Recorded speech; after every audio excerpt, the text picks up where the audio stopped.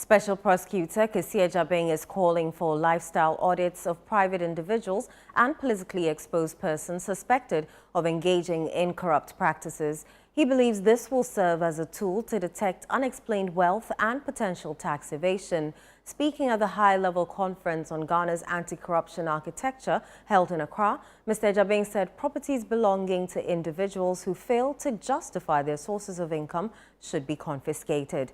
ChannelOne News' Sarah Pia has more in this report.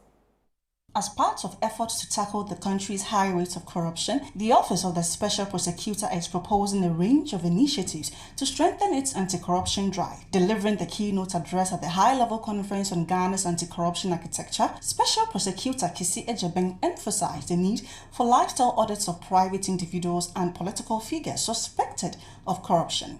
He called for constitutional backing to support this measure, which he believes will help uncover undisclosed or illegitimate sources of income.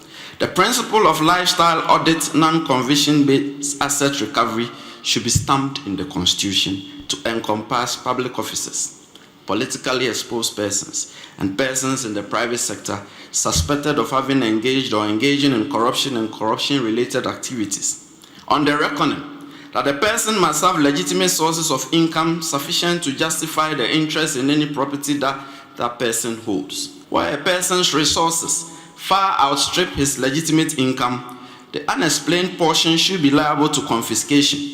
This will be a critical tool also to detect fraud. He also advocated for a more robust asset declaration system with clearer guidelines on how gifts to public officials are assessed, particularly when such gifts may amount to inducement. In all proceedings, civil and criminal, there should be a presumption of corruption.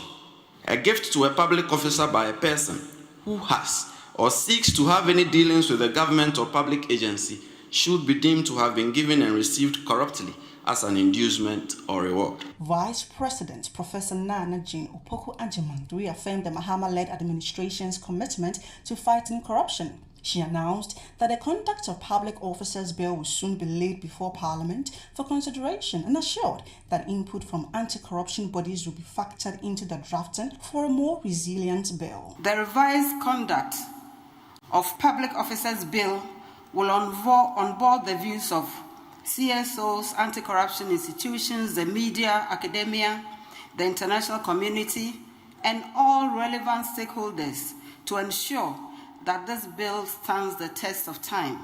The Vice President further stressed the need for sustainable funding to support the work of anti-corruption agencies. We have sustainable financing for anti-corruption institutions to reduce their influence and also to enhance their independence.